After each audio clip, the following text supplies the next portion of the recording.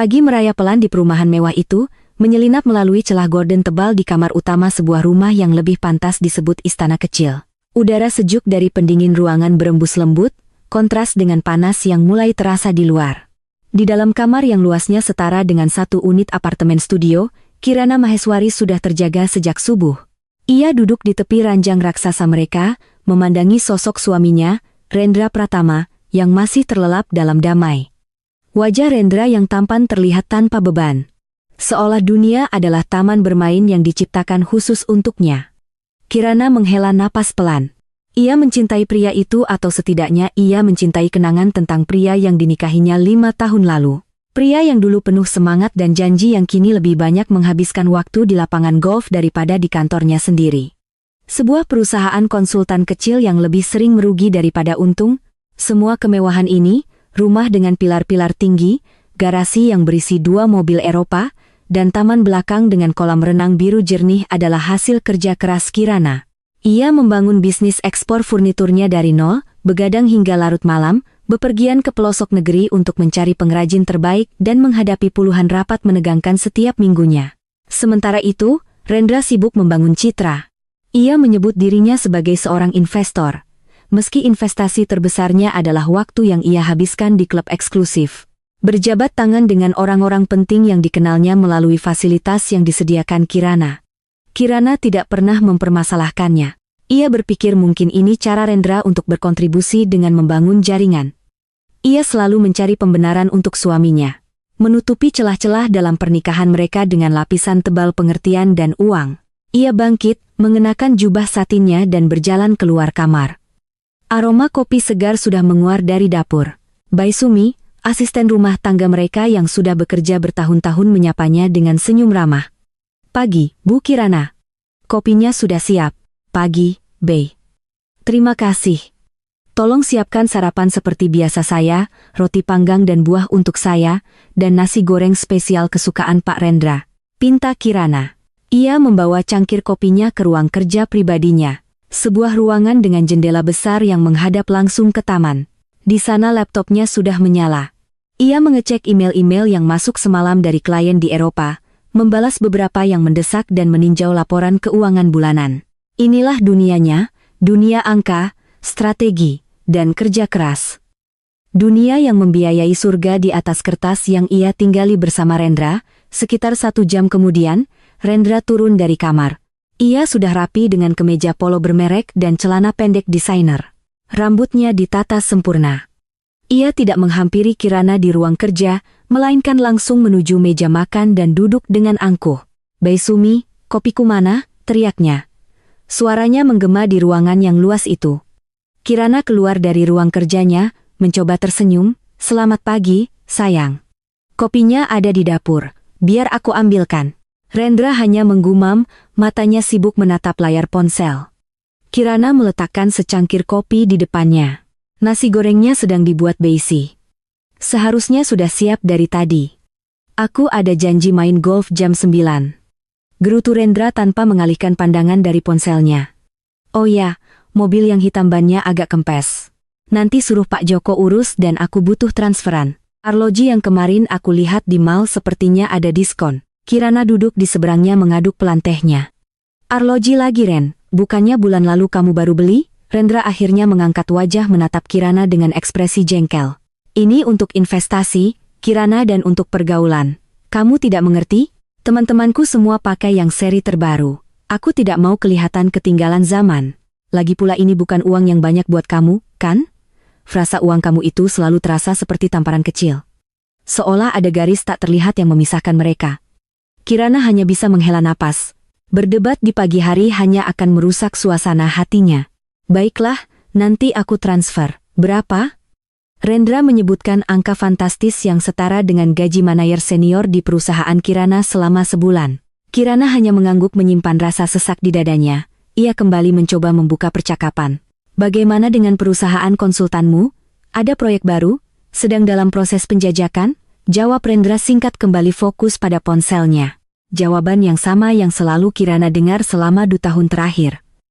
Suasana canggung itu pecah oleh suara bel. Tak lama kemudian, Beumi masuk dan memberitahu bahwa Pak dan Bu Suryo, mertua Kirana telah datang. Kirana terkejut. Mereka tidak bilang akan datang pagi-pagi begini.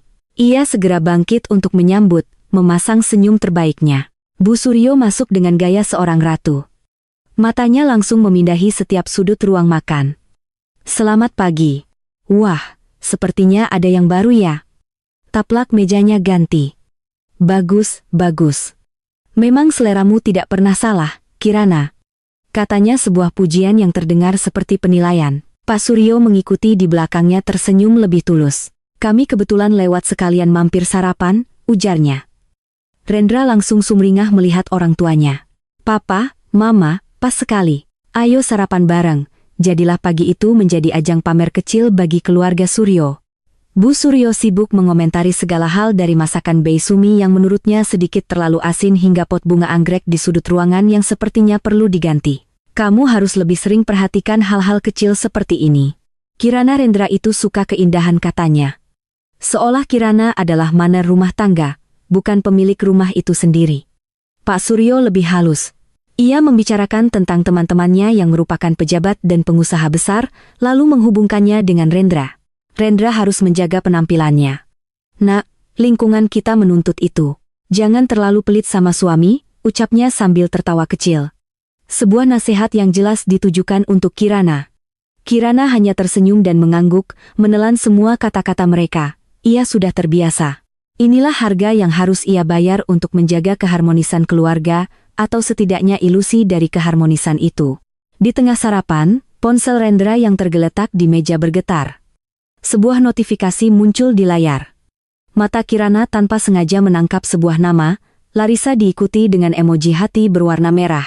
Sebelum Kirana sempat memprosesnya, Rendra dengan sigap menyambar ponsel itu dan membalikkannya. Ia terlihat sedikit panik. Siapa Ren? Tanya Kirana. Suaranya datar. Bukan siapa-siapa. Klien agak berlebihan orangnya. Jawab Rendra cepat, sedikit terlalu cepat. Ia kemudian bangkit dari kursi. Aku terima telepon di luar sebentar. Kirana memandangi punggung suaminya yang menjauh. Bu Suryo memperhatikan perubahan ekspresi di wajah menantunya. Biasalah Kirana laki-laki pebisnis memang begitu. Banyak klien perempuan yang genit. Kamu harus percaya sama Rendra. Dia anak mama yang paling setia, katanya mencoba menenangkan. Namun entah kenapa kata-katanya justru membuat firasat buruk Kirana semakin kuat. Ketika Rendra kembali ke meja makan beberapa menit kemudian, raut wajahnya sudah berubah ceria, seolah tidak terjadi apa-apa. Namun, topik pembicaraan segera berganti. Bu Suryo memasang wajah sedih yang dibuat-buat. Kirana, ada sesuatu yang mau kami sampaikan. Kirana menunggu Tante Bude di Solo, kakaknya Mama sakit keras. Kami sekeluarga, Mama, Papa, dan Rendra, berencana untuk menjenguknya. Mungkin kami akan di sana beberapa hari sekitar seminggu untuk merawat dan memberikan dukungan, jelas Bu Suryo. Matanya tampak berkaca-kaca. Rendra menimpali dengan wajah prihatin. Iya, sayang. Kasihan Bude sudah tua. Aku sebagai keponakan satu-satunya harus ada di sana. Sesuatu terasa janggal. Cerita itu terasa begitu rapi, begitu terstruktur, seolah sudah dilatih sebelumnya. Firasat buruk yang tadi sempat muncul kini berteriak semakin kencang di dalam benak Kirana. Solo, kenapa begitu mendadak? Dan kenapa ia tidak diajak? Kenapa tidak memberitahuku dari kemarin? Dan kenapa aku tidak ikut? Tanya Kirana mencoba menjaga suaranya agar tidak terdengar menuduh. Ini sangat mendadak. Baru dapat kabar tadi malam dan kami tidak mau merepotkanmu, sayang. Pekerjaanmu kan banyak, rapat di sana-sini. Kasihan kalau harus kamu tinggal biar kami saja yang pergi. Ini kan urusan keluarga inti kami, jawab Bu Suryo dengan begitu lancar. Kirana menatap ketiga wajah di hadapannya. Wajah suaminya, wajah ayah mertuanya, wajah ibu mertuanya. Mereka semua memasang ekspresi yang sama, prihatin dan tulus. Tapi mata mereka tidak bisa berbohong. Ada sesuatu yang mereka sembunyikan. Namun, apa yang bisa ia katakan? Menuduh mereka berbohong tanpa bukti hanya akan membuatnya terlihat seperti istri pencemburu yang tidak punya hati. Ia terjebak. Baiklah kalau begitu, kata Kirana. Akhirnya suaranya lebih pelan dari yang ia inginkan. Jaga diri kalian baik-baik. Kalau butuh apa-apa, hubungi aku. Wajah Rendra langsung cerah. Nah, begitu dong. Istriku memang paling pengertian. Ia kemudian menambahkan dengan nada ringan. Oh iya, untuk di sana nanti aku pinjam kartu kreditmu ya, sayang. Untuk biaya tak terduga, sewa mobil atau kalau Bude butuh perawatan medis tambahan, Kirana merasa jantungnya seperti diremas. Bahkan di tengah kebohongan yang ia yakini sedang terjadi, mereka masih sempat memikirkan uangnya. Dengan berat hati, ia mengangguk, pakai saja yang di dompetmu. Setelah sarapan selesai, mereka bertiga pamit. Rendra mencium kening Kirana sekilas. Ciuman yang terasa dingin dan tergesa-gesa. Aku berangkat ya. Jaga diri, jangan kangen, katanya sambil tertawa kecil. Kirana hanya bisa mematung di ambang pintu. Melihat mobil suaminya melaju meninggalkan halaman rumah yang megah itu, ia sendirian sekarang. Di dalam istana yang ia bangun dengan keringat dan air mata. Keheningan yang tersisa terasa memekakan telinga. Jauh lebih bising daripada percakapan penuh kepalsuan beberapa saat yang lalu. Surga di atas kertas miliknya kini terasa seperti penjara yang dingin. Dan di salah satu dindingnya, ia baru saja melihat sebuah retakan kecil yang ia takutkan akan merobohkan seluruh bangunan itu. 3 hari berlalu dalam keheningan yang aneh. Rumah yang biasanya ramai oleh suara tawa Rendra yang keras atau celoteh Bu Suryo yang tak ada habisnya kini terasa kosong dan hampa. Kirana menyibukkan dirinya dengan pekerjaan, menenggelamkan diri dalam tumpukan dokumen dan jadwal rapat yang padat. Ia mencoba meyakinkan dirinya sendiri bahwa kecurigaannya tidak berdasar, bahwa ia hanya terlalu lelah dan paranoid. Ia bahkan merasa sedikit bersalah telah meragukan suami dan mertuanya yang sedang berada dalam misi keluarga yang mulia. Ia mengirim beberapa pesan singkat kepada Rendra, menanyakan kabar Bude di Solo. Jawabannya selalu singkat dan samar. Sudah lebih baik. Masih istirahat, semua terkendali. Tidak ada telepon, tidak ada panggilan video, hanya pesan-pesan singkat yang terasa seperti jawaban otomatis. Setiap kali ponselnya berbunyi dan nama Rendra muncul, ada secuil harapan di hatinya yang kemudian langsung padam oleh jawaban dingin suaminya. Ia rindu pada suaminya atau mungkin ia rindu pada ilusi tentang suaminya yang masih coba ia pertahankan. Pada hari keempat, saat ia sedang menyelesaikan laporan akhir kuartal di ruang kerjanya, sebuah email masuk ke kotak masuknya. Subjeknya laporan tagihan bulanan kartu kredit Anda. Ini adalah email rutin yang biasanya hanya ia lirik sekilas karena semua pengeluaran sudah tercatat oleh akuntannya. Namun kali ini didorong oleh firasat yang tak kunjung padam, ia memutuskan untuk membukanya dan memeriksanya sendiri. Ia mengklik lampiran PDF itu dan daftar transaksi pun muncul di layar. Matanya memindai baris demi baris pengeluaran. Butik desainer, restoran mewah, biaya keanggotaan klub golf, semua adalah pengeluaran rutin Rendra. Lalu matanya berhenti pada 3 baris transaksi yang dilakukan 4 hari yang lalu. Tepat di hari suaminya pamit pergi, jantung Kirana serasa berhenti berdetak. Baris pertama adalah pembelian 3 tiket pesawat kelas bisnis dari sebuah maskapai penerbangan ternama. Rutenya bukan Jakarta-Solo, rutenya Jakarta-Komodo, Labuan Bajo. Baris kedua adalah pembayaran uang muka untuk penyewaan sebuah kapal finisi mewah selama 5 hari 4 malam dari salah satu operator tur paling eksklusif di Flores, jumlahnya membuat perut Kirana mual. Baris ketiga yang paling menghancurkan adalah detail nama penumpang pada tiket pesawat itu, Rendra Pratama Suyo dan seorang wanita bernama Larissa Anindita. Nama yang sama dengan notifikasi di ponsel Rendra. Udara di dalam ruangan terasa menipis, Kirana kesulitan bernapas. Solo tante yang sakit, semua adalah kebohongan, sebuah kebohongan besar yang direncanakan dengan sangat rapi. Suaminya tidak sedang merawat kerabat yang sakit. Ia sedang berlibur di salah satu destinasi paling romantis di Indonesia bersama wanita lain. Dan yang lebih memuakkan, ia membawa serta kedua orang tuanya. Mereka semua terlibat dalam persekongkolan ini, bersekongkol untuk menipunya, menguras uangnya, dan menertawakan kebodohannya di belakang punggungnya. Tangannya gemetar hebat saat ia membuka tab baru di browernya. Dengan jari-jari yang kaku, ia mengetik nama Larissa Anindita di kolom pencarian sebuah platform media sosial. Akun pertama yang muncul memiliki foto profil seorang wanita cantik dengan senyum percaya diri. Akun itu tidak dikunci, terbuka untuk umum, seolah sengaja memamerkan segalanya. Kirana mengklik akun itu dan dunianya runtuh seketika. Layar laptopnya kini menjadi panggung pertunjukan pengkhianatan paling keji. Puluhan foto dan video terbaru diunggah dari Labuan Bajo. Foto pertama menunjukkan Larissa dan Rendra sedang berciuman di ujung dek kapal dengan latar belakang matahari terbenam yang jingga. Rendra suaminya memeluk pinggang wanita itu dengan posesif. Caption di bawahnya tertulis surga bersama belahan jiwaku. Kirana menggulir ke bawah. Setiap foto baru terasa seperti tusukan pisau yang semakin dalam. Ada video mereka berdua sedang snorkeling di perairan yang jernih. Tertawa riang. Ada foto Larissa seorang diri berpose dengan bikini di atas pasir pink. Dan di kolom komentar Rendra menulis milikku. Dan kemudian ada foto yang membuat amarah Kirana membara hingga ke ubun-ubun. Sebuah foto keluarga. Rendra, Larissa, Pak Suryo, dan Bu Suryo. Mereka berempat berdiri dengan latar belakang pemandangan ikonik Pulau Padar. Semuanya tersenyum lebar ke arah kamera. Bu Suryo, ibu mertua yang dihormatinya, merangkul bahu Larissa dengan akrab. Seolah Larissa adalah menantu kesayangannya. Bu Suryo bahkan mengenakan kalung mutiara yang diberikan Kirana sebagai hadiah ulang tahunnya tahun lalu. Perhiasan yang dibeli dengan uang Kirana kini dipakai untuk berfoto bersama selingkuhan putranya. Rasa sakit itu begitu luar biasa, begitu fisik, hingga Kirana merasa dadanya akan meledak. Ia mencengkeram tepi mejanya, napasnya tersengal-sengal. Semua kebaikan yang pernah ia berikan, semua pengorbanan yang ia lakukan, semua cinta yang ia curahkan, semuanya terasa sia-sia. Ia bukan lagi seorang istri, ia hanyalah seorang sponsor, sebuah mesin ATM berjalan yang membiayai kehidupan ganda suaminya dan keserakahan mertuanya. Ponselnya yang tergeletak di meja jatuh ke lantai. Suara benturan itu menyadarkannya. Ia menunduk, menatap layar ponsel yang retak, sama seperti hatinya, sama seperti pernikahannya, dan untuk sesaat ia membiarkan dirinya hancur. Ia menelungkupkan wajahnya di atas meja dan menangis, tangisan yang hening namun penuh kepedihan. Ia menangisi kebodohannya, kepercayaannya yang buta, dan tahun hidupnya yang terbuang sia-sia. Namun tangisan itu tidak berlangsung lama.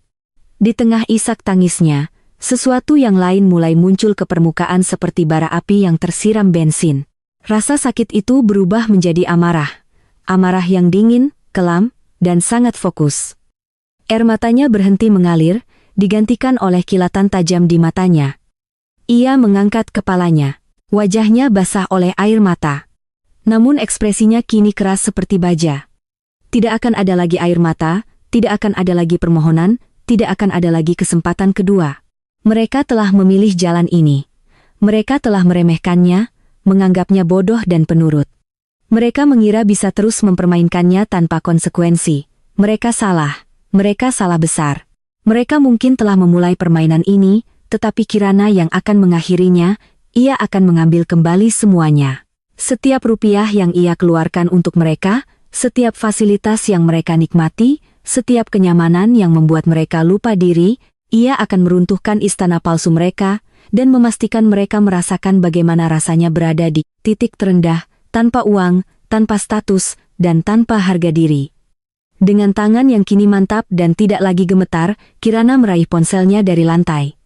Layarnya retak, tapi masih berfungsi. Jari-jarinya bergerak cepat di atas layar. Panggilan pertamanya bukan untuk teman curhat atau anggota keluarganya. Panggilan pertamanya adalah untuk Retno Sasmita, pengacara perusahaannya.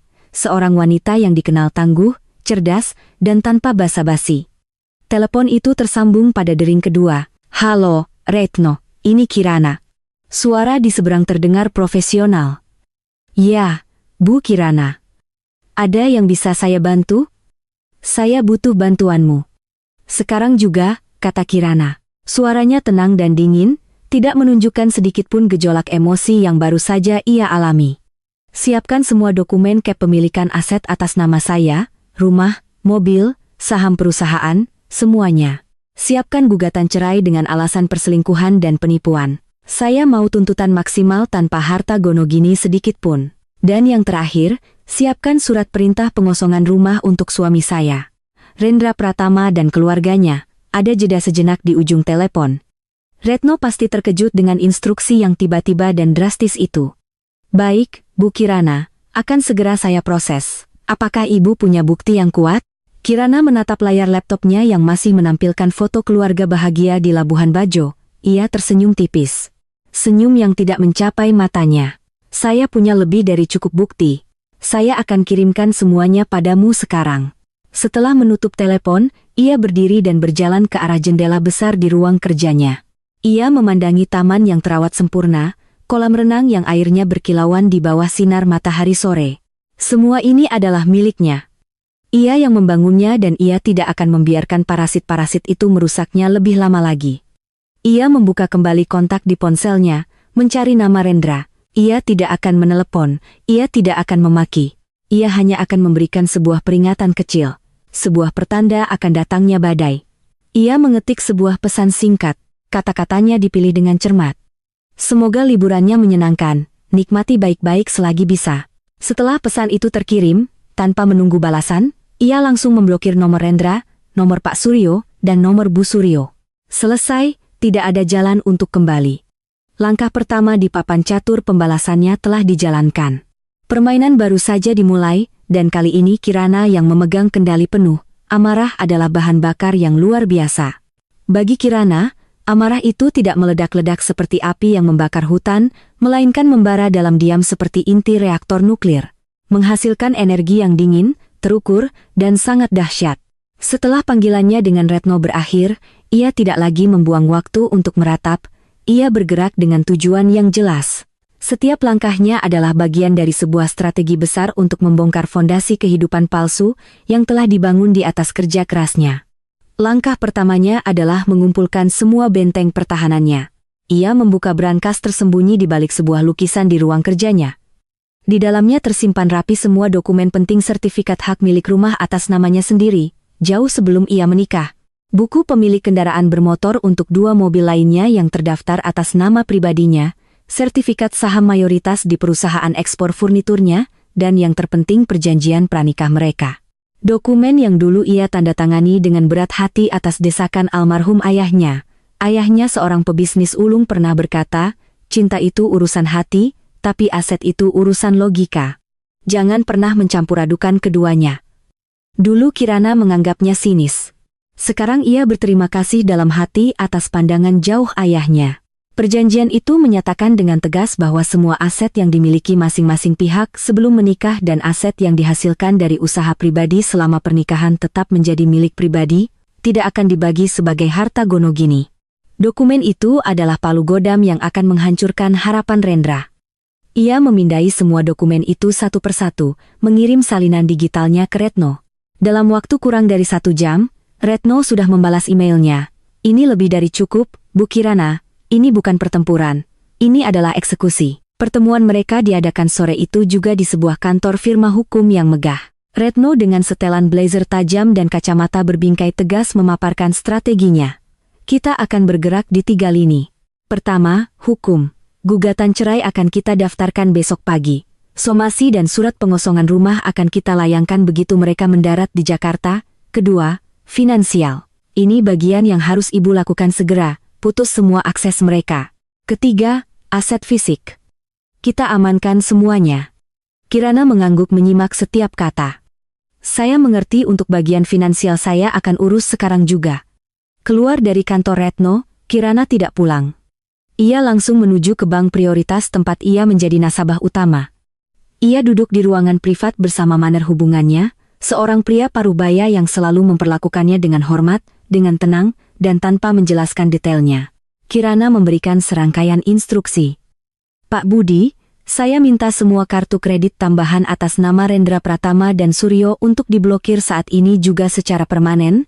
Pak Budi sedikit terkejut. Apakah ada masalah, Bu? Kartu Pak Rendra baru saja ada percobaan transaksi cukup besar dari sebuah butik di Labuan Bajo. Tapi gagal karena sistem kami mendeteksi aktivitas yang tidak biasa. Kirana tersenyum dingin. Ironi yang memuaskan. Rendra dan keluarganya mungkin sudah merasakan riak pertama dari badai yang akan datang.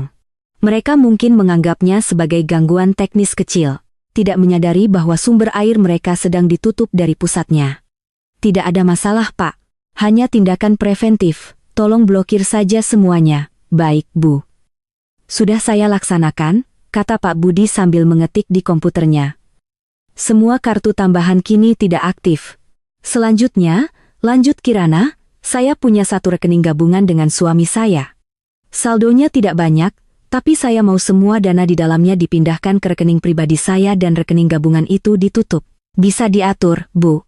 Terakhir, tolong bantu saya mengubah semua kata sandi dan PIN untuk akses perbankan digital saya. Saya ingin lapisan keamanan ekstra. Dalam waktu 30 menit, Kirana telah berhasil membangun tembok api finansial yang tidak bisa ditembus. Setiap jalur uang yang biasa mengalir deras ke kantong Rendra dan mertuanya kini telah kering kerontang. Ia merasa sedikit lebih ringan. Seolah baru saja membuang beban yang sangat berat. Perhentian berikutnya adalah kantor leasing tempat mobil sport yang biasa dipakai Rendra terdaftar atas nama perusahaannya. Ia bertemu dengan kepala cabang dan menjelaskan bahwa ia ingin mengakhiri kontrak sewa lebih awal. Tentu ada penalti, tapi bagi Kirana, itu adalah harga kecil yang harus dibayar untuk sebuah kepuasan. Ia mengatur agar tim penjemputan mobil bersiaga. Saya akan kabari kapan mobil itu akan kembali ke Jakarta. Begitu mobil itu terparkir di garasi saya mau tim Anda segera datang untuk mengambilnya, katanya memberikan instruksi yang presisi. Malam itu, ketika ia kembali ke rumahnya yang besar dan kosong, ia tidak merasa kesepian. Ia merasa berkuasa. Ia berjalan dari satu ruangan ke ruangan lain, memandangi semua benda yang ada di dalamnya. Sofa kulit mahal tempat Rendra biasa bermalas-malasan. Televisi layar lebar tempat Pak Suryo menonton pertandingan bola. Set meja makan mewah tempat Bu Suryo sering melontarkan sindiran-sindiran halusnya. Semua ini ia beli dengan uangnya, dan ia akan membersihkan rumah ini dari jejak mereka. Ia memanggil Baisumi dan Pak Joko, supir pribadinya. Keduanya adalah orang-orang yang sudah lama bekerja dengannya dan sangat ia percayai. Ia menatap mereka dengan serius. Baisumi, Pak Joko, akan ada perubahan besar di rumah ini. Saya hanya minta kepercayaan dan bantuan dari kalian. Melihat raut wajah majikannya yang begitu berbeda, begitu tegas, mereka berdua mengangguk tanpa ragu. Apapun itu Bu, kami siap bantu, jawab Pak Joko. Mantap. Tugas pertama dimulai malam itu juga. B, tolong bantu saya mengemasi semua barang milik Pak Rendra. Semua pakaian, sepatu, dan barang-barang pribadinya di kamar utama. Masukkan ke dalam koper-koper ini. Kirana membuka lemari pakaian raksasa mereka. Di satu sisi, pakaian kerjanya tergantung rapi. Di sisi lain, berjejer kemeja-kemeja sutra, kaos polo bermerek, dan setelan jas pesanan khusus milik Rendra. Pakaian-pakaian yang harganya selangit yang dibeli untuk memuaskan ego dan gaya hidup suaminya. Dengan wajah tanpa ekspresi, Kirana mulai menarik pakaian-pakaian itu dari gantungannya dan melemparnya ke atas tempat tidur.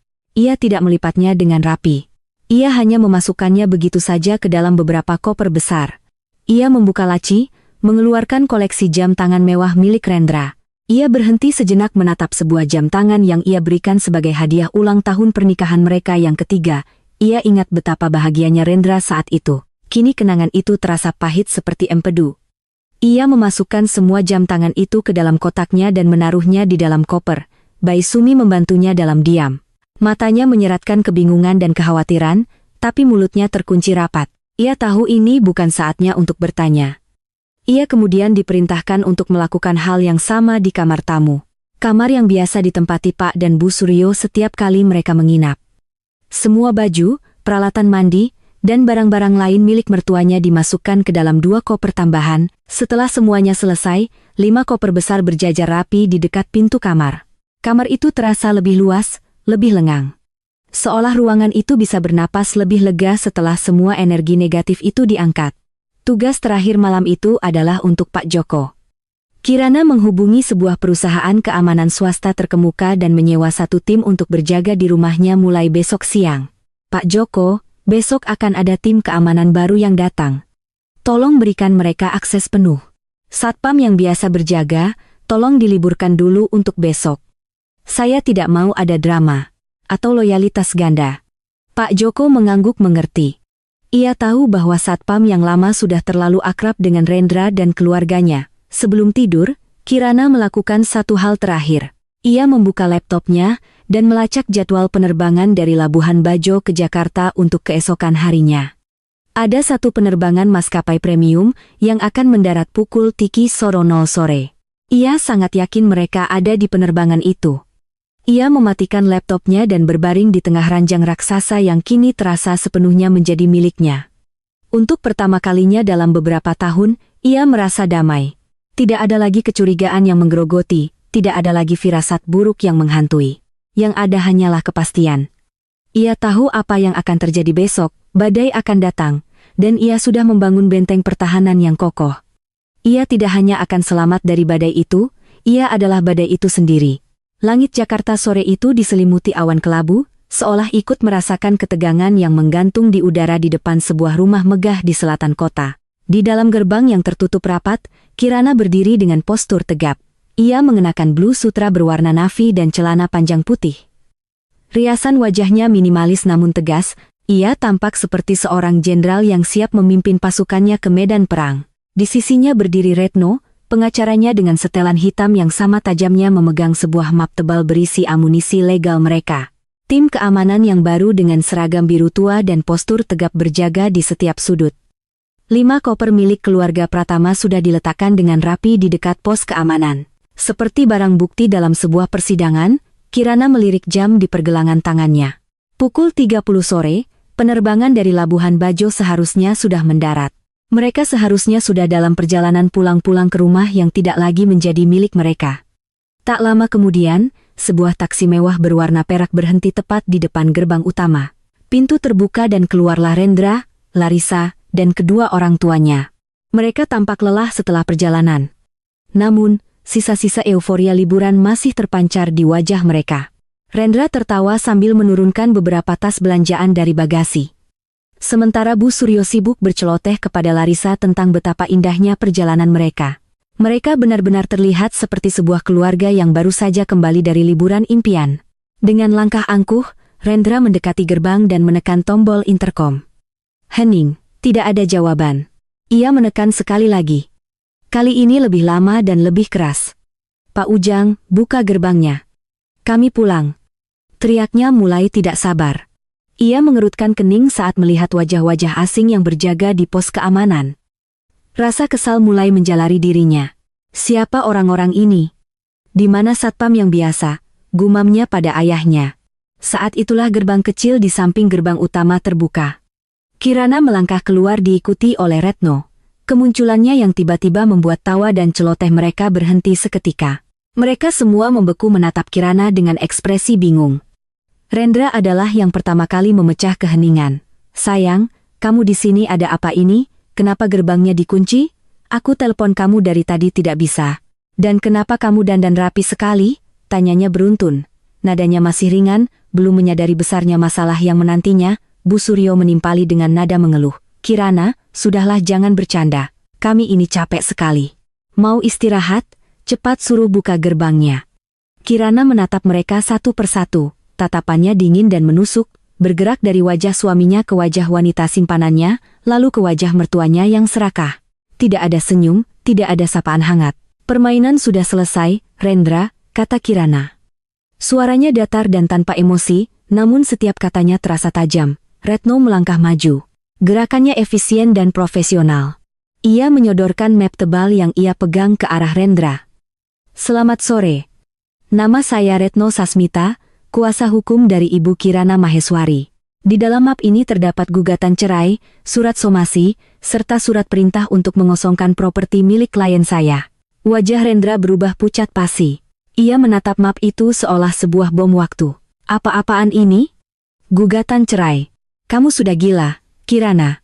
Dan ini, lanjut Retno. Seolah tidak mendengar protes Rendra adalah salinan dari bukti-bukti perjalanan liburan Anda ke Labuan Bajo bersama Nona Larissa Anindita didampingi oleh Tuan dan Nyonya Suryo. Lengkap dengan tagihan kartu kredit, manifest penerbangan, dan dokumentasi dari media sosial. Semua perjalanan ini seperti yang Anda tahu didanai sepenuhnya oleh klien saya melalui penipuan yang telah Anda rencanakan. Kata-kata penipuan dan Labuan Bajo menghantam mereka seperti sambaran petir. Pak dan Bu Suryo terkesiap. Wajah mereka menunjukkan kepanikan yang tak bisa disembunyikan. Larissa mundur selangkah. Matanya membelala ketakutan, menyadari bahwa perannya sebagai putri dalam dongeng telah berakhir. Rendra merampas map itu dan membukanya dengan kasar. Matanya melotot melihat salinan foto-fotonya bersama Larissa. Bukti transaksi semuanya tercetak rapi di atas kertas. Amarah kini menggantikan keterkejutannya. Jadi ini masalahnya cemburu buta. Ini semua salah paham. Kirana aku bisa jelaskan. Menantu durhaka. Jerit Bu Suryo tiba-tiba suaranya melengking. Setelah semua yang kami berikan padamu, begini balasanmu. Kamu mengusir kami. Kamu memfitnah anakku. Kirana tertawa kecil. Suara tawa yang kering dan penuh ironi. Apa yang kalian berikan padaku? Bu, tagihan atau kebohongan? Semua yang nikmati, semua yang pijak adalah milikku. Ia kemudian menatap Rendra lurus di mata. Dengarkan baik-baik, karena aku hanya akan mengatakannya sekali. Rumah ini dan semua isinya adalah milikku. Mobil yang biasa kau pamerkan itu akan dijemput oleh pihak Ling sebentar lagi. Semua kartu kredit dan akses keuanganmu atas namaku sudah aku cabut sejak 3 hari yang lalu. Ia menunjuk ke arah deretan koper di dekat pos keamanan. Aku masih berbaik hati. Aku sudah mengemaskan semua pakaian dan barang pribadi kalian. Ambil koper-koper itu dan pergi dari sini. Kalian punya waktu 10 menit sebelum saya meminta tim keamanan untuk bertindak. Keputusasaan mulai terlihat di wajah Rendra. Ia beralih dari amarah ke mode memohon. Ia mendekati Kirana, mencoba meraih tangannya. Sayang, kumohon jangan begini. Kita bisa bicarakan ini di dalam. Aku salah. Aku mengaku salah. Tapi kita bisa perbaiki ini. Kirana menarik tangannya dengan cepat seolah baru saja menyentuh api. Tidak ada lagi kita, Rendra. Dan tidak ada yang perlu diperbaiki. Semuanya sudah hancur dan kamu yang menghancurkannya. Ia melirik Larissa dengan tatapan merendahkan. Penjelasanmu sudah sangat jelas terpampang di akun media sosial Nona ini. Terima kasih sudah membuatnya begitu mudah untukku. Saat itulah sebuah suara menginterupsi drama itu. Supir taksi yang sedari tadi menunggu dengan sabar kini turun dari mobilnya. Permisi, Pak. Bu, argonya sudah jalan terus ini. Jadi, bagaimana bayarannya? Semua mata tertuju pada supir taksi itu. Momen yang sangat memalukan. Rendra secara refleks merogoh sakunya, mengeluarkan dompet kulit mahalnya. Ia menyodorkan kartu kredit berwarna hitamnya ke supir. Pakai ini. Supir itu mengambil mesin edisi portabelnya. Ia menggesek kartu itu. Keli. Gagal. 2 kali. Gagal. Maaf Pak, kartunya ditolak. Coba lagi, pasti jaringan, bentak Rendra. Wajahnya memerah karena malu. Supir itu mencoba lagi. Tetap tidak bisa, Pak, tulisannya. Transaksi ditolak. Kirana menyaksikan adegan itu dengan kepuasan dingin. Itulah penutup dari segalanya. Raja yang angku itu, kini bahkan tidak bisa membayar ongkos taksinya sendiri.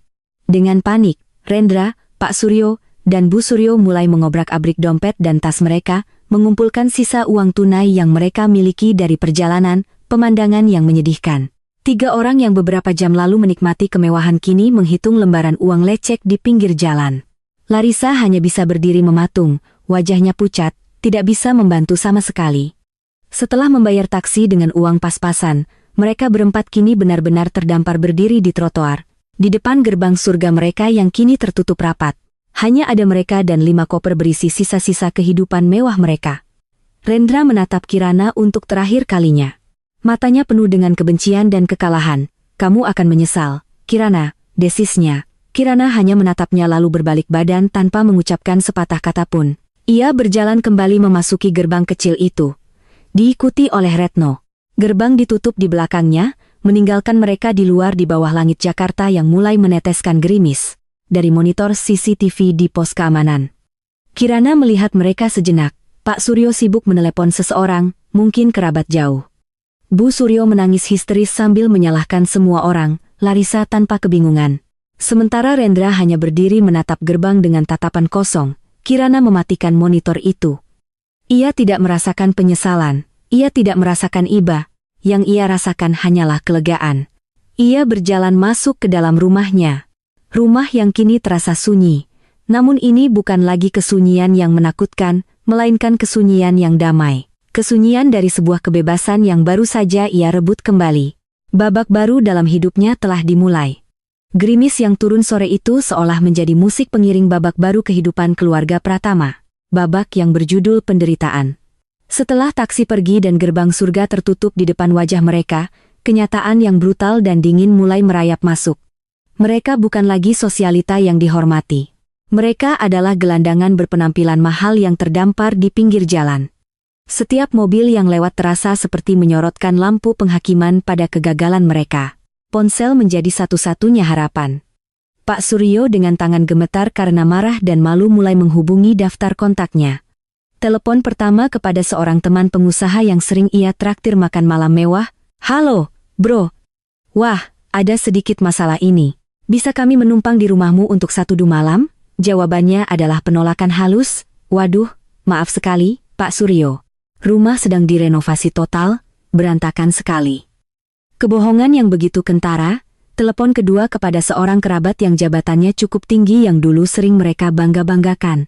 Jawabannya lebih dingin. Saya rasa itu bukan ide yang bagus. Saya tidak mau ikut campur urusan rumah tangga kalian.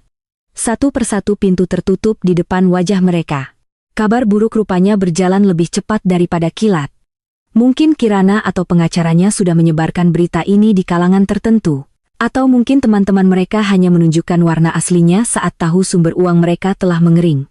Setelah puluhan panggilan yang memalukan, hanya ada satu pilihan tersisa. Seorang sepupu jauh Bu Suryo yang tinggal di sebuah perkampungan padat di pinggiran Jakarta. Seseorang yang selama ini mereka pandang sebelah mata. Dengan sisa uang tunai yang mereka miliki, mereka memesan 2 taksi online. Pemandangan itu sungguh ironis. 4 orang dengan pakaian desainer dan jam tangan mewah memasukkan koper-koper mahal mereka ke dalam bagasi mobil kecil yang catnya sudah sedikit kusam. Perjalanan menuju tempat tujuan terasa seperti perjalanan menuju dasar jurang. Melewati jalanan macet dan gang-gang sempit. Semakin jauh dari gemerlapnya pusat kota, semakin terkikis pula sisa-sisa harga diri mereka. Rumah sepupu B. Suryo adalah sebuah rumah petak sederhana di dalam gang yang hanya bisa dilalui 1 motor. Dindingnya lembab dan bau pengap dari selokan di depan rumah langsung menyambut mereka. Sang pemilik rumah, seorang janda bernama Bulasmi menyambut mereka dengan ekspresi canggung antara kasihan dan tidak enak. Ia jelas tidak mengharapkan kedatangan tamu-tamu agung ini. Silakan masuk, Mbak Yu. Mas, maaf ya, rumahnya sempit, kata Bulasmi. Mereka berempat masuk, menunduk untuk melewati pintu yang rendah. Di dalam ruangan itu terasa sesak hanya dengan keberadaan mereka dan koper-koper mereka. Tidak ada pendingin ruangan, hanya sebuah kipas angin tua di langit-langit yang berputar lambat dan berisik. Tidak ada sofa empuk, hanya tikar plastik yang digelar di atas lantai semen. Ini adalah dunia yang benar-benar asing bagi mereka. Malam pertama adalah siksaan murni. Bu Suryo tidak berhenti mengeluh. Panas sekali di sini. Kulitku bisa rusak, banyak nyamuk lagi. Bisiknya tajam pada suaminya. Mereka berempat harus tidur berdesakan di ruang tamu, hanya beralaskan kasur busa tipis yang dipinjamkan Bulasmi. Rendra berbaring menatap langit-langit yang retak. Pikirannya berkecamuk, rasa malu, amarah pada Kirana, dan ketakutan akan masa depan berbaur menjadi satu. Di sebelahnya, Larissa berbaring memunggunginya, tubuhnya kaku. Wanita yang beberapa jam lalu tertawa manja di pelukannya kini terasa begitu jauh. Larissa tidak mengucapkan sepatah kata pun sejak mereka tiba. Wajahnya pias, matanya kosong menatap dinding yang kusam. Ia sedang menghitung ulang investasinya, dan ia sadar ia telah bertaruh pada kuda yang salah. Pagi datang tanpa aroma kopi segar atau sarapan yang disiapkan pelayan. Mereka terbangun karena suara riuh tetangga dan debu motor yang lalu lalang di depan rumah. Bulasmi dengan baik hati sudah menyiapkan sarapan, nasi uduk dan teh manis panas yang dibelinya dari warung sebelah. Bu Suryo menatap makanan itu dengan pandangan jijik. Aku tidak biasa sarapan seperti ini, keluhnya pelan. Namun cukup keras untuk didengar semua orang. Bulasmi yang kesabarannya mulai menipis menjawab dengan ketus. Ya, kalau tidak biasa silakan cari sarapan sendiri di Hotel Bintang L, di sini adanya ya cuma ini. Skakmat. Untuk pertama kalinya, Bu Suryo tidak bisa membalas. Ia terpaksa menelan nasi uduk itu bersama dengan harga dirinya yang terkoyak. Hari-hari berikutnya terasa seperti neraka yang berulang. Mereka harus antre untuk menggunakan kamar mandi kecil yang terletak di belakang rumah. Rendra yang biasa menghabiskan waktu 1 jam untuk mandi dengan air panas, kini harus puas dengan guyuran air dingin dari bak semen. Larissa tanpa tersiksa setiap kali harus melintasi dapur yang sempit untuk ke kamar mandi. Kemewahan yang selama ini menjadi kulit keduanya kini telah terkelupas, menampakkan kerapuhan di baliknya. Tekanan hidup di lingkungan baru itu mulai memicu ledakan. Pertengkaran menjadi menu sehari-hari. Ini semua gara-gara kamu terlalu pamer di media sosial, bentak Rendra pada Larissa di hari ketiga. Setelah ia kembali dari usahanya yang gagal untuk menggadaikan salah satu jam tangannya, toko gadai hanya menawarnya dengan harga yang sangat rendah, menganggapnya barang curian. Larissa yang sudah muak dengan situasi itu balas membentak, salahkan saja aku terus. Memangnya siapa yang mengajakku liburan, siapa yang berjanji akan menikahiku, kamu bilang istrimu bodoh dan penurut. Ternyata kamu yang bodoh, tidak punya uang sepeser pun atas namamu sendiri. Jaga mulutmu, teriak Rendra. Larisa benar, timpal Bu Suryo kini berbalik melawan calon menantu idamannya. Kamu yang menggoda anakku, kamu pasti sudah tahu kalau Rendra tidak punya apa-apa. Oh, jadi sekarang aku yang salah, balas Larisa sinis. Bukannya ibu yang paling menikmati liburan kemarin? Foto-foto dengan kalung mutiara pemberian menantu yang ibu benci. Pertengkaran itu menjadi tontonan gratis bagi Bu Bulasmi dan beberapa tetangga yang pura-pura lewat. Pak Suryo hanya bisa memijat keningnya, pusing melihat keluarganya hancur berantakan. Rendra mencoba mencari jalan keluar. Ia menghubungi teman-teman golfnya, anggota klub mobil sportnya. Namun, semua panggilannya ditolak. Pesannya hanya dibaca tanpa dibalas. Ia kini menjadi racun sosial, dan tidak ada yang mau tertular sialnya. Ia sadar bahwa lingkaran pertemanannya hanyalah ilusi yang dibangun di atas fasilitas Kirana. Tanpa semua itu, ia bukan siapa-siapa. Keputusasaan terbesar datang saat ia memeriksa saldo rekening pribadinya melalui aplikasi mobile banking. Angka yang tertera di sana sungguh menyedihkan. Hanya cukup untuk bertahan hidup beberapa minggu. Itu pun dengan gaya hidup paling hemat. Ia tidak pernah berpikir untuk menabung. Untuk apa? Keran uang dari Kirana tidak pernah berhenti mengalir. Kini keran itu tidak hanya ditutup, tapi juga dicabut hingga ke sumber-sumbernya. Di tengah kekacauan itu, Larisa membuat keputusannya. Pada malam hari kelima, saat Rendra dan orang tuanya sedang berdebat sengit soal sisa uang mereka, Larisa diam-diam mengemasi tasnya.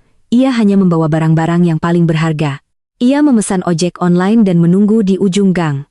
Ketika Rendra menyadari kepergiannya dan menyusulnya, ia hanya menemukan Larisa yang sudah duduk di atas motor, siap berangkat. "Kamu mau kemana?" tanya Rendra. Suaranya terdengar panik. Larisa menatapnya tanpa emosi. "Aku mau pergi dari neraka ini. Aku tidak bisa hidup seperti ini, Ren. Ini bukan perjanjian kita, tapi kita saling mencintai," kata Rendra. Kata-kata yang terdengar hampa bahkan di telinganya sendiri. Larisa tertawa sinis. "Aku mencintai kehidupan yang kamu janjikan, bukan gubuk pengap ini. Maaf, permainanmu sudah selesai, dan aku tidak mau ikut tenggelam bersamamu." Tanpa menoleh lagi, ia menyuruh pengemudi ojek untuk jalan. Rendra hanya bisa menatap motor itu menghilang di tikungan gang, membawanya serta sisa-sisa egonya.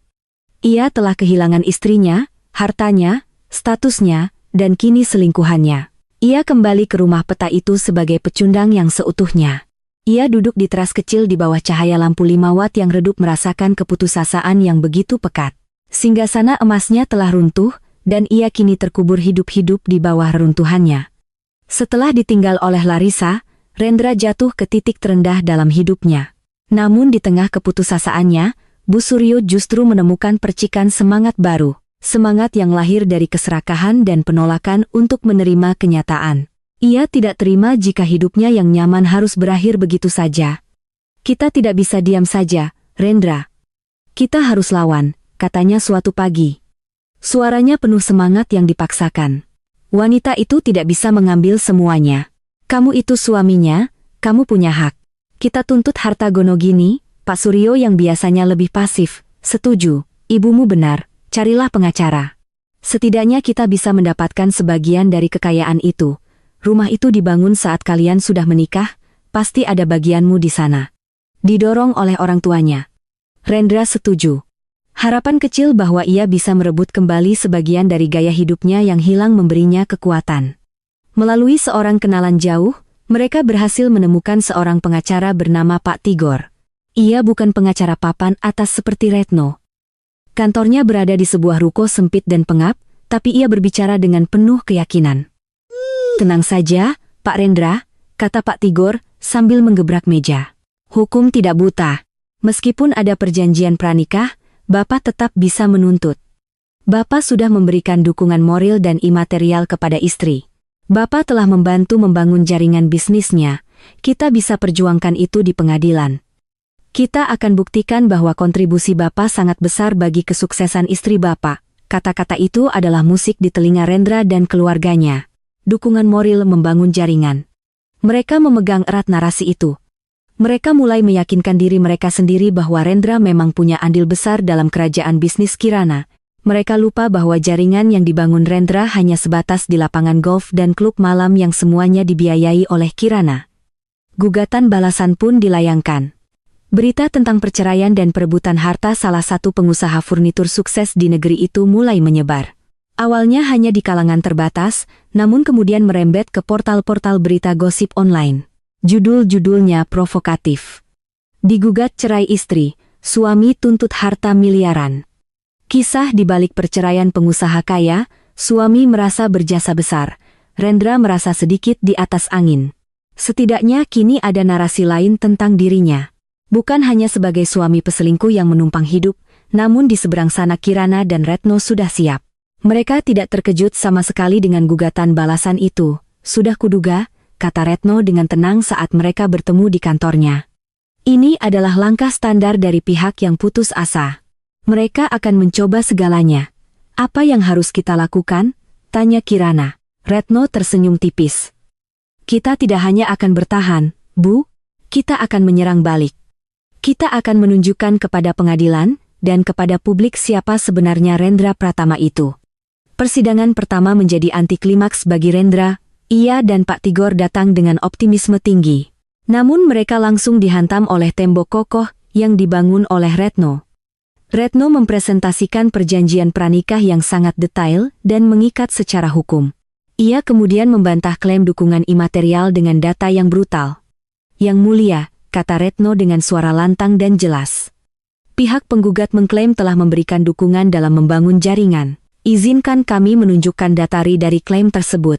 Di layar proyektor di ruang sidang, Retno menampilkan rincian pengeluaran kartu kredit Rendra selama 3 tahun terakhir. Daftar itu sangat panjang. Biaya keanggotaan klub golf termahal, pembelian stick golf edisi terbatas, biaya sewa meja di klub malam paling elit, tagihan minuman keras yang fantastis, perjalanan, bisnis ke Bali, yang tidak menghasilkan apa-apa seperti yang bisa kita lihat. Lanjut Retno yang disebut sebagai membangun jaringan oleh penggugat, nyatanya adalah serangkaian aktivitas gaya hidup mewah yang membebani keuangan klien saya hingga miliaran rupiah setiap tahunnya. Ini bukan kontribusi, yang mulia. Ini adalah parasitisme. Wajah Rendra memerah padam.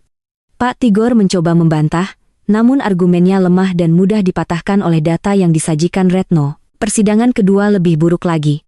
Retno menghadirkan saksi Beisumi dan Pak Joko. Dengan berat hati namun jujur, mereka memberikan kesaksian tentang bagaimana Rendra sehari-hari. Ia jarang bangun pagi, lebih banyak menghabiskan waktu bermain game atau menonton televisi, dan sering membentak para pekerja di rumah. Kesaksian mereka melukiskan gambaran seorang pria pemalas dan arogan. Jauh dari citra suami suportif yang coba dibangun oleh pengacaranya. Di luar pengadilan, reputasi Rendra hancur berkeping-keping. Detail dari persidangan bocor ke publik. Ia menjadi bahan cemoohan. Julukan suami Sultan numpang hidup melekat padanya. Teman-teman lamanya kini benar-benar menjauhinya. Suatu hari saat ia sedang makan di sebuah warteg, ia mendengar sekelompok mahasiswi di meja sebelah membicarakannya sambil melihat ponsel mereka. Ih, kasihan banget ya istrinya. Udah kaya cantik tapi suaminya benalu begini. Mana selingkuh sama orang tuanya ikut-ikutan lagi. Gila. Satu keluarga enggak punya malu. Rendra tidak bisa menghabiskan makanannya. Ia membayar dengan tergesa-gesa dan pergi dari sana. Telinganya panas dan wajahnya menahan malu yang luar biasa. Harga dirinya yang dulu setinggi langit kini sudah terkoyak menjadi serpihan debu. Puncak dari segalanya adalah hari putusan. Ruang sidang terasa tegang. Kirana duduk dengan tenang di kursinya. Sementara Rendra tampak gelisah, ditemani orang tuanya yang terus-menerus berdoa. Hakim mengetuk palunya. Suaranya menggema di ruangan yang sunyi. Setelah memeriksa semua bukti dan mendengarkan kesaksian, majelis hakim memutuskan ada jeda yang terasa sangat lama. Bahwa perjanjian pranikah antara penggugat dan tergugat adalah sah dan mengikat secara hukum. Dengan demikian, tuntutan penggugat saudara Rendra Pratama atas harta bersama ditolak seluruhnya. Palu diketuk 3 kali. Putusan itu final. Rendra terhenyak di kursinya. Ia kalah. Kalah telak. Ia tidak mendapatkan apa-apa. Bu Suryo menangis histeris, menyumpahi Kirana dan hakim sampai harus ditenangkan oleh petugas keamanan. Saat mereka keluar dari gedung pengadilan, beberapa wartawan dari media online yang menunggu langsung mengerubungi mereka. Blitz kamera menyala-nyala, menyorot wajah mereka yang kalah dan putus asa. Dulu, blitz kamera adalah tanda status dan kemewahan. Sekarang itu adalah alat penyiksa yang mengabadikan kehancuran mereka. Rendra hanya bisa menunduk, mencoba menutupi wajahnya dari sorotan kamera. Ia telah kalah di pengadilan hukum dan juga di pengadilan opini publik. Ia tidak hanya kehilangan uang dan kemewahan. Ia telah kehilangan namanya, kehormatannya, dan semua sisa harga diri yang ia miliki. Pertarungan telah usai, dan ia menjadi pihak yang hancur lebur. Kekalahan di pengadilan bukan sekadar penutup sebuah babak hukum, melainkan paku terakhir yang menancap di peti mati keluarga Pratama. Perjalanan pulang dari gedung pengadilan terasa 1000 kali lebih berat daripada perjalanan mereka ke rumah kontrakan Bu Lasmi.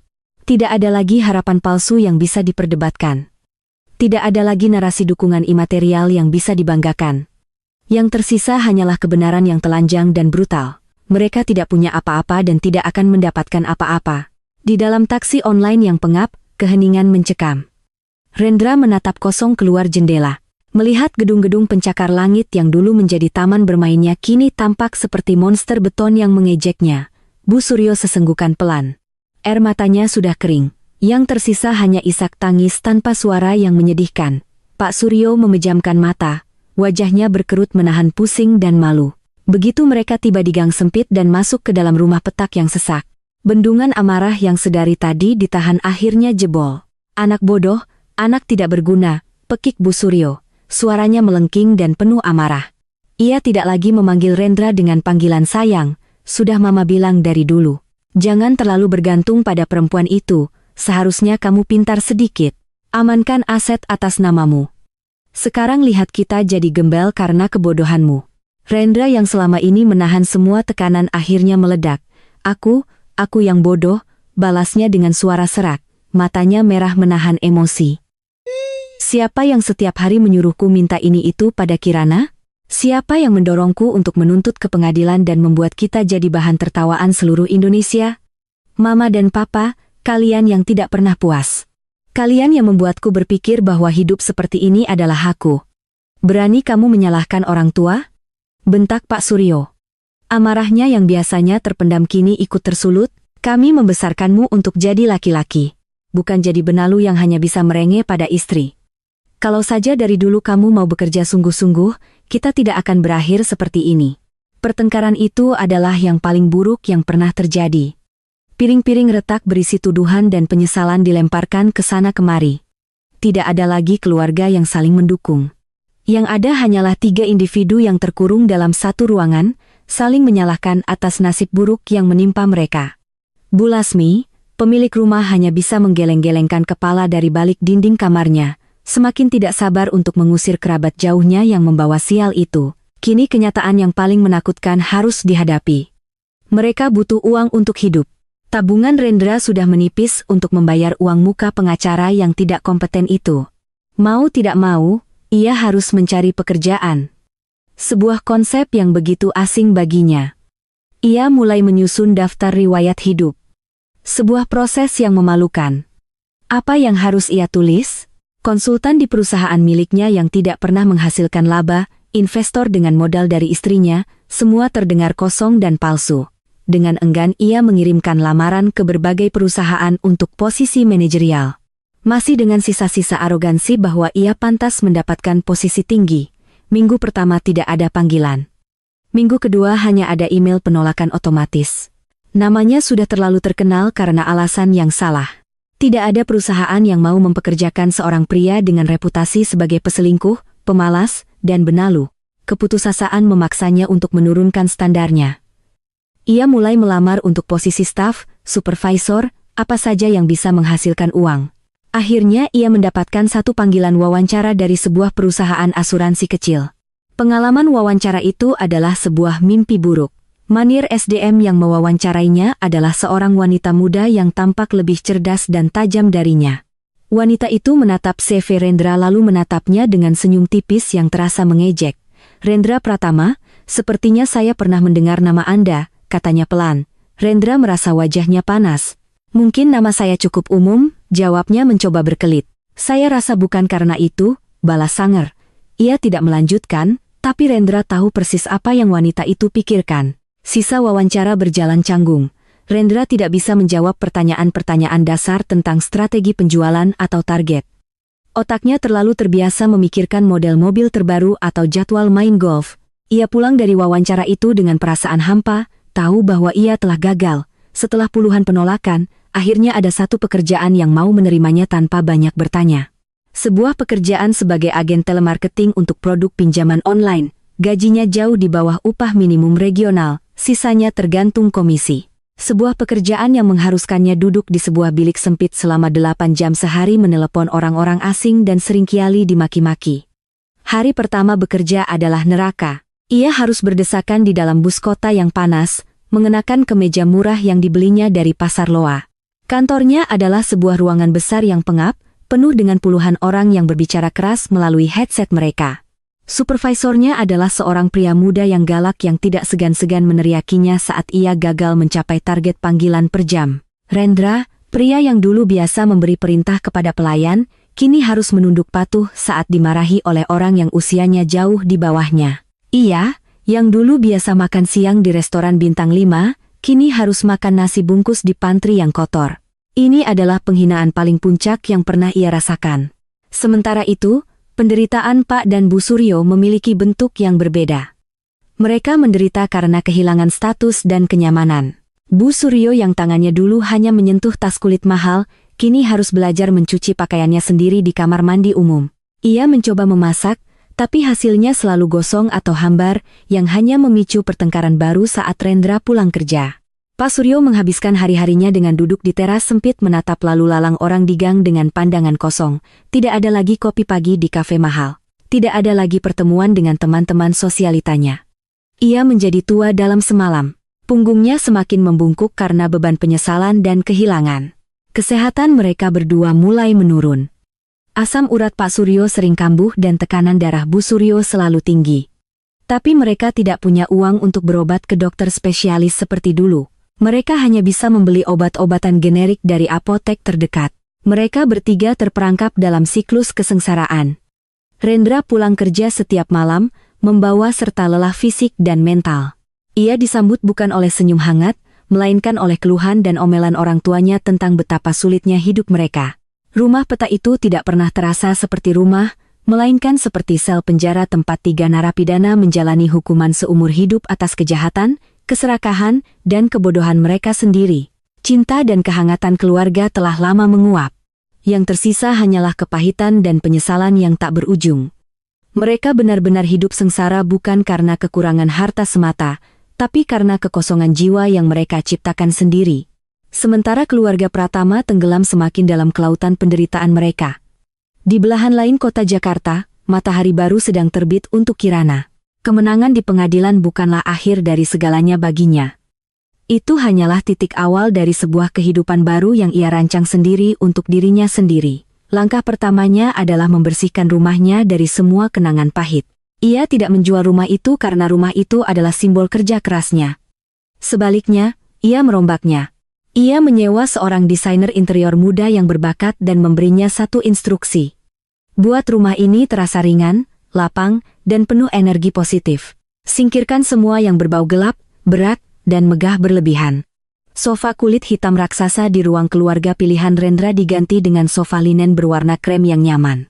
Meja makan kayu jati yang berat dan berukir diganti dengan meja kaca modern yang elegan. Karpet-karpet tebal yang memerangkap debu disingkirkan, diganti dengan lantai kayu pucat yang berkilauan. Dinding-dinding yang dulu dicat dengan warna-warna muram kini dilapisi kat putih gading yang memantulkan cahaya. Ruangan favorit Rendra. Sebuah ruang hiburan. Kedap suara tempat ia biasa bermain game hingga larut malam dibongkar total. Kini ruangan itu berubah menjadi sebuah perpustakaan pribadi yang tenang dengan rak-rak buku yang menjulang tinggi hingga ke langit-langit dan sebuah kursi baca yang nyaman di dekat jendela besar yang menghadap ke taman. Taman itu sendiri ditata ulang. Kolam renang yang dulu sering menjadi lokasi pesta-pesta Rendra kini dikelilingi oleh tanaman-tanaman tropis yang rimbun menciptakan suasana oase yang damai. Rumah itu kini bukan lagi sebuah panggung pamer kemewahan, melainkan sebuah sanktuari, sebuah tempat perlindungan yang mencerminkan kepribadian Kirana yang sesungguhnya. Energi baru ini juga mengalir ke dalam bisnisnya tanpa lagi terbebani oleh pengeluaran tak terbatas dari suaminya, dan tanpa gangguan drama rumah tangga. Fokus Kirana menjadi setajam laser. Ia memimpin perusahaannya dengan visi yang lebih berani dan inovatif. Ia terbang ke Milan untuk pameran furnitur internasional. Bukan lagi dengan pikiran terbagi, melainkan dengan kepercayaan diri penuh. Di sana ia memukau para calon pembeli dari Eropa dan Timur Tengah dengan presentasinya yang brilian. Ia tidak hanya menjual produk, ia menjual sebuah cerita tentang keindahan kerajinan tangan Indonesia, tentang pemberdayaan para pengrajin lokal. Hasilnya, ia berhasil mendapatkan kontrak ekspor terbesar dalam sejarah perusahaannya, sebuah kesepakatan yang akan melipat gandakan omsetnya. Para karyawannya menatapnya dengan kekaguman yang baru. Mereka tidak hanya melihat seorang bos, mereka melihat seorang wanita yang bangkit dari keterpurukan dan terbang lebih tinggi dari sebelumnya. Namun, Kirana sadar bahwa kesuksesan bisnis dan rumah yang indah tidak cukup untuk menyembuhkan luka di hatinya, ia perlu menyembuhkan jiwanya. Ia mulai melakukan hal-hal yang selama ini ia tunda, karena selalu mendahulukan kepentingan Rendra. Ia menghubungi kembali sahabat-sahabat lamanya dari zaman kuliah, teman-teman yang dulu dianggap tidak selevel oleh Rendra.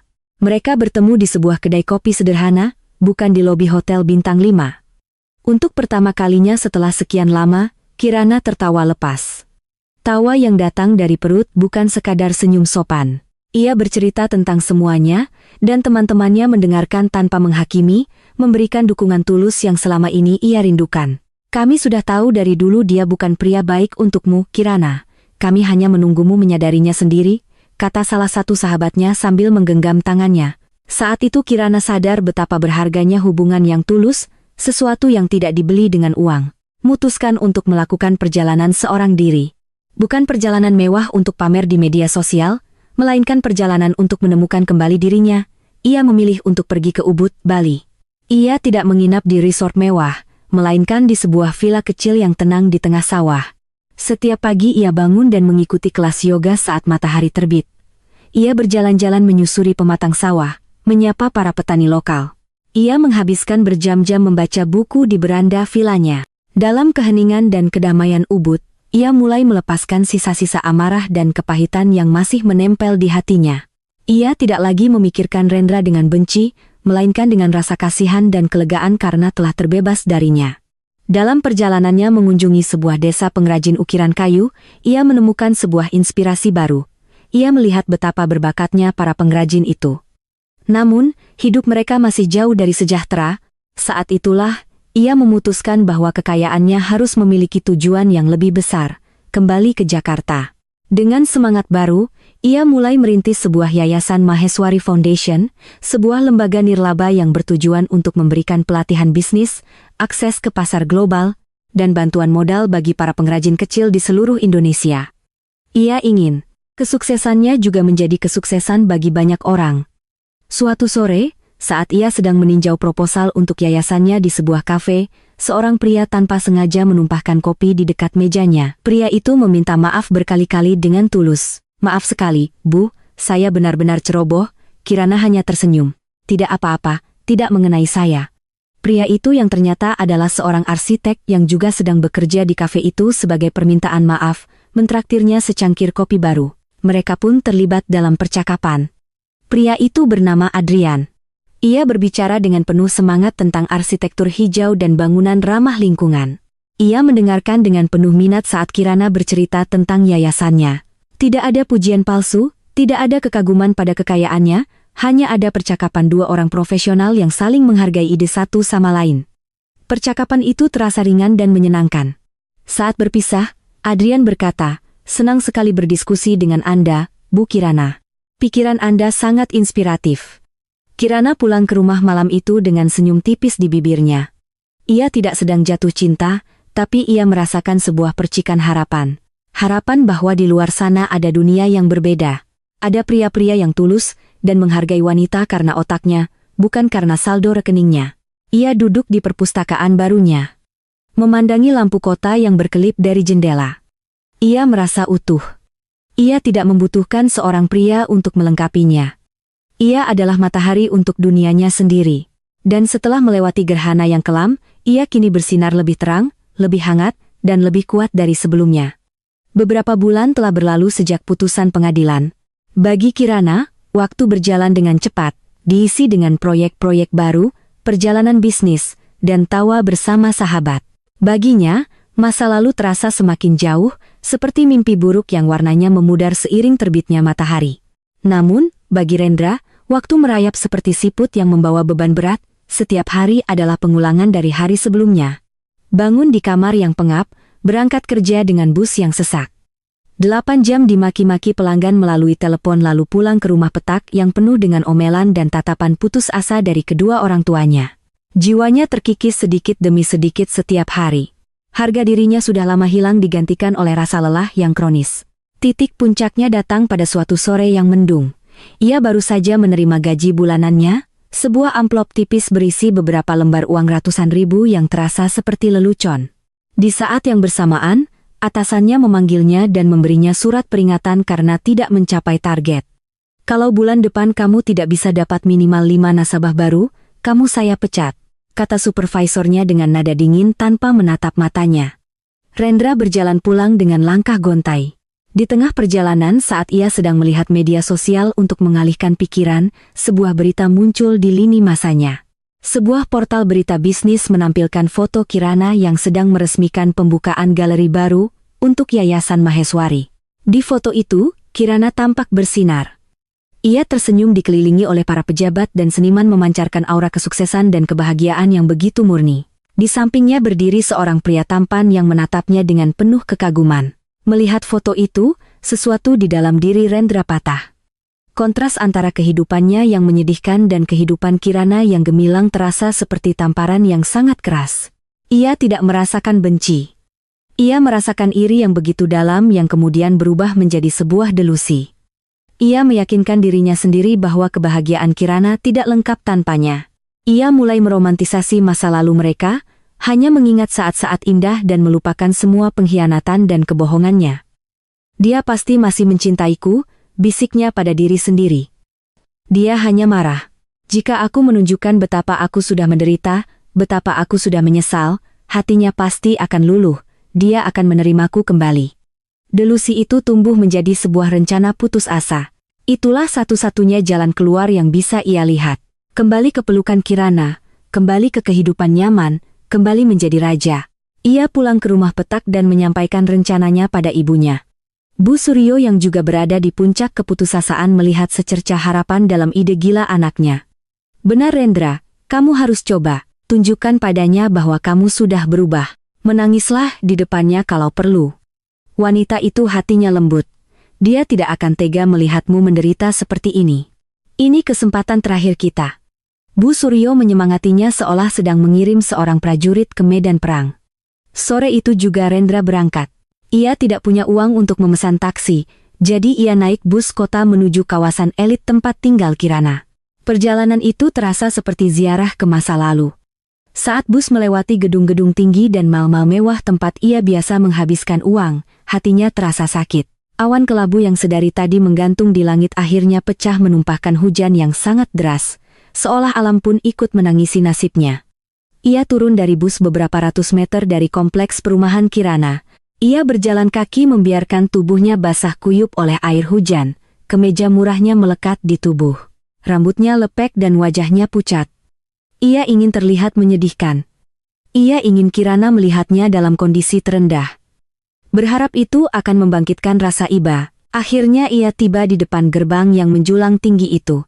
Gerbang istananya yang hilang semuanya masih sama, namun terasa begitu berbeda. Kini ada lapisan keamanan yang lebih ketat dan taman di baliknya tampak lebih hijau dan terawat.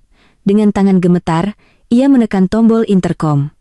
Sebuah suara tegas menjawab, "Ya, ada yang bisa dibantu." Itu bukan suara satpam yang dulu ia kenal. Saya Rendra Pratama. Saya mau bertemu dengan Bu Kirana," katanya dengan suara serak. "Mohon maaf, Pak. Ibu Kirana tidak bisa diganggu, apakah sudah ada janji?" "Tidak. Tapi tolong sampaikan padanya ini sangat penting, ini menyangkut hidup dan mati saya, kumohon Pak," renggek Rendra. Suaranya terdengar putus asa. Ada jeda beberapa saat, Rendra menunggu dengan jantung berdebar kencang. Kemudian suara yang sama kembali terdengar, lebih dingin dari sebelumnya. "Mohon maaf, Pak. Ibu tidak bersedia bertemu dengan Anda, silakan meninggalkan tempat ini." Penolakan itu bagai vonis mati. Rendra panik. Ia mulai menggedor-gedor gerbang besi itu dengan tangannya. Kirana. Aku tahu kamu di dalam. Tolong keluar, sayang." Aku minta maaf, aku salah, aku sudah dihukum. Kirana, lihat aku sekarang. Teriaknya sekuat tenaga, suaranya bercampur dengan deru hujan. Ia berlutut di aspal yang basah, menangis sesenggukan seperti anak kecil. Aku janji akan berubah, aku akan kerja keras, aku akan jadi suami yang baik. Tolong beri aku satu kesempatan lagi, Kirana. Kumohon. Di dalam rumah, di perpustakaan barunya yang hangat dan nyaman, Kirana sedang membaca sebuah novel. Suara interkom dari pos keamanan terdengar di salah satu pengeras suara di sudut ruangan. Kepala keamanannya memberitahu tentang tamu tak diundang yang membuat keributan di depan. Kirana berjalan ke arah meja kerjanya dan menyalakan monitor CCTV. Di layar ia melihat pemandangan yang menyedihkan itu. Rendra, mantan suaminya berlutut di bawah guyuran hujan, basah kuyup, menangis dan berteriak-teriak. Ia tampak seperti orang asing. Tidak ada sisa-sisa dari pria angkuh dan tampan yang pernah dinikahinya. Yang ada hanyalah seorang pria hancur yang menyedihkan. Kirana menatap layar itu tanpa ekspresi. Ia menci di dalam hatinya. Mencoba menemukan secuil rasa iba, setitik rasa kasihan, atau sisa-sisa cinta. Namun, ia tidak menemukan apa-apa. Hatinya terasa tenang seperti danau di pagi hari. Yang ia rasakan hanyalah sebuah kelegaan yang amat sangat karena pria itu tidak lagi menjadi bagian dari hidupnya. Ia seperti sedang menonton cuplikan film lama yang sudah tidak menarik lagi. Ia melihat beberapa tetangga mulai keluar dari rumah mereka, menyaksikan drama itu dengan penasaran. Ini harus dihentikan. Ia mengangkat gagang telepon yang terhubung langsung ke interkom gerbang depan. Ia menekan satu tombol. Suaranya kini akan terdengar jelas di luar. Di tengah isak tangis dan teriakan putus asanya, Rendra tiba-tiba mendengar sebuah suara. Suara yang sangat ia kenal. Namun kini terdengar begitu asing, begitu tenang, begitu dingin, begitu jauh. Rendra.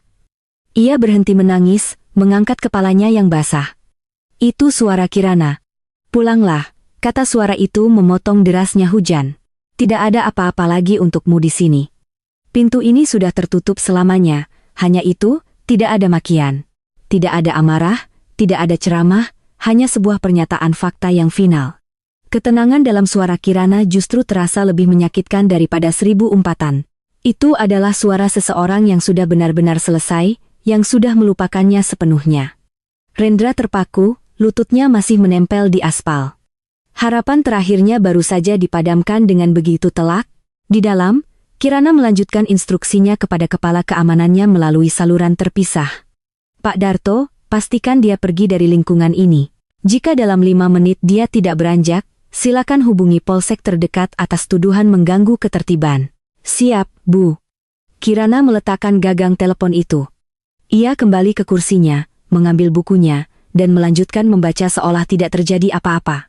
Di luar, 2 petugas keamanan dengan payung besar dan postur tegap keluar dari gerbang kecil menghampiri Rendra. Mereka tidak menyentuhnya, hanya berdiri di dekatnya. Pak, mohon segera meninggalkan area ini dengan tenang, kata salah satu dari mereka. Suaranya tegas namun sopan. Rendra menatap mereka dengan tatapan kosong. Ia kemudian bangkit dengan susah payah. Tubuhnya terasa berat, bukan hanya karena basah, tapi karena beban kekalahan total. Ia berbalik badan dan berjalan menjauh tanpa menoleh ke belakang. Setiap langkah terasa seperti menyeret bongkahan batu. Hujan deras menyamarkan air mata kekalahan yang mengalir di pipinya. Permohonan maafnya di bawah hujan tidak dijawab dengan amarah, melainkan dengan keheningan. Dan keheningan itu adalah jawaban yang paling kejam. 2 tahun kemudian, waktu telah menjadi hakim yang adil, memberikan ganjaran yang setimpal bagi setiap perbuatan. Dunia terus berputar, mengubah nasib dan membalikan keadaan. Di sebuah kota industri yang panas di luar Jawa, seorang pria kurus dengan wajah yang tampak lebih tua dari usianya sedang menyelesaikan pekerjaannya. Ia adalah Rendra Pratama. Ia bekerja sebagai staf administrasi di sebuah pabrik pengolahan limbah. Setiap hari ia berhadapan dengan tumpukan dokumen berbau bahan kimia dan perintah dari atasan yang temperamental. Ia tidak lagi tinggal bersama orang tuanya. Setahun yang lalu, setelah pertengkaran hebat karena masalah uang, ia memutuskan untuk pergi mencari kehidupan sendiri yang jauh dari bayang-bayang masa lalu dan omelan mereka. Ia kini menyewa sebuah kamar kos sempit di dekat pabrik. Hidupnya monoton dan tanpa warna, kerja, makan, tidur. Ia jarang tersenyum, ia telah menerima takdirnya. Hidup dalam kesengsaraan yang sunyi, buah dari kesombongan dan pengkhianatannya di masa lalu, Pak dan Bu Suryo bernasib tidak lebih baik. Setelah Rendra pergi, mereka terpaksa menumpang pada Bu Lasmi lebih lama sampai akhirnya seorang kerabat lain yang lebih jauh merasa kasihan dan menampung mereka. Mereka kini tinggal di sebuah desa kecil, menghabiskan sisa hidup mereka dalam penyesalan. Bu Suryo yang dulu glamor kini menjadi wanita tua yang sakit-sakitan dan sering mengeluh. Pak Suryo menjadi pendiam. Waktunya dihabiskan dengan melamun di teras rumah. Mereka sering bertengkar, saling menyalahkan atas kemewahan yang hilang dan nasib buruk yang menimpa anak tunggal mereka. Karma telah menagih hutang mereka dengan bunga yang sangat tinggi. Dan Larissa sang pelakor namanya sempat terdengar sekilas. Seorang teman lama Kirana tanpa sengaja bertemu dengannya di sebuah lobi hotel di Singapura. Ia sedang menggandeng seorang pria tua berkebangsaan asing. Dari kejauhan ia tampak masih glamor dengan gaun dan perhiasan berkilauan. Namun saat teman Kirana itu melihatnya dari dekat, ia melihat kelelahan di mata Larissa dan senyumnya yang tampak dipaksakan. Ia terjebak dalam permainannya sendiri. Selamanya menjadi pemburu mangsa kaya, selamanya mengejar gaya hidup, namun tidak pernah menemukan kebahagiaan atau ketenangan sejati. Di Jakarta, di sebuah ballroom hotel bintang 5 yang megah, suasana begitu berbeda. Malam itu adalah malam penganugerahan untuk para wirausahawan sosial dan bintang utamanya adalah Kirana Maheswari. Yayasan Maheswari yang ia dirikan telah menjadi kisah sukses yang luar biasa. Yayasan itu telah membantu ratusan pengrajin dari desa-desa terpencil untuk memasarkan produk mereka ke seluruh dunia, meningkatkan taraf hidup mereka secara signifikan. Kirana berdiri di atas panggung, menerima penghargaan sebagai Social Entrepreneur of the Year. Ia mengenakan gaun batik modern yang dirancang oleh salah satu desainer muda yang dibina oleh yayasannya. Ia tampak anggun, cerdas, dan memancarkan aura kebahagiaan yang tulus. Saya percaya, katanya dalam pidato kemenangannya, suaranya tenang dan penuh percaya diri, bahwa kesuksesan sejati bukanlah tentang seberapa tinggi kita membangun istana untuk diri kita sendiri, melainkan tentang seberapa kokoh jembatan yang kita bangun untuk membantu orang lain menyeberang menuju kehidupan yang lebih baik. Penghargaan ini bukan untuk saya, tapi untuk setiap tangan terampil dan semangat pantang menyerah dari para pengrajin Indonesia. Tepuk tangan riuh membahana di seluruh ruangan. Saat Kirana turun dari panggung, seorang pria menyambutnya dengan senyum hangat dan segelas air mineral. Dia adalah Adrian, sang arsitek. Hubungan mereka telah tumbuh selama 2 tahun terakhir. Berawal dari diskusi profesional, berlanjut menjadi persahabatan yang solid dan akhirnya bersemi menjadi cinta yang dewasa. Adrian mencintai Kirana bukan karena hartanya, tapi karena kecerdasan, ketangguhan, dan hatinya yang mulia. Ia adalah partner yang setara yang mendukung mimpi-mimpi Kirana dan memiliki mimpinya sendiri. Pidato yang luar biasa, bisik Adrian sambil menggenggam tangan Kirana, genggaman yang terasa pas, hangat, dan penuh dukungan. Terima kasih sudah selalu ada di sini, balas Kirana menatap mata Adrian dengan penuh cinta. Malam itu saat mereka duduk di meja mereka, Kirana memandang berkeliling ke seluruh ruangan yang penuh dengan orang-orang yang mengaguminya. Ia teringat sekilas pada masa lalunya, pada rumah yang terasa dingin, pada pernikahan yang penuh kepalsuan, pada pengkhianatan yang hampir menghancurkannya. Namun kenangan itu tidak lagi terasa menyakitkan. Rasanya seperti melihat bekas luka yang sudah lama sembuh. Sebuah pengingat akan pertempuran yang telah ia menangkan. Ia sadar pembalasan dendam terbaik bukanlah dengan melihat musuh-musuhnya menderita. Penderitaan mereka adalah konsekuensi logis dari perbuatan mereka sendiri. Pembalasan dendam terbaik adalah dengan membangun kebahagiaannya sendiri, dengan menjadi versi terbaik dari dirinya, dengan menyembuhkan lukanya, dan dengan menggunakan kekuatannya untuk berbuat kebaikan. Acara malam itu selesai. Kirana dan Adrian berjalan keluar dari brum bergandengan tangan. Mereka tidak membicarakan masa lalu, mereka membicarakan masa depan. Tentang rencana membangun pusat pelatihan pengrajin yang ramah lingkungan di Jawa Tengah. Sebuah proyek yang menggabungkan visi mereka berdua di bawah langit malam Jakarta yang cerah, Kirana Maheswari melangkah maju menuju awal yang baru. Ia bukan lagi korban, bukan lagi seorang istri yang teraniaya. Ia adalah seorang pemenang, seorang filantropis, seorang inspirasi. Ia telah berhasil melewati badai tergelap dalam hidupnya. Dan kini ia tidak hanya menemukan matahari yang baru, ia telah menjadi matahari itu sendiri.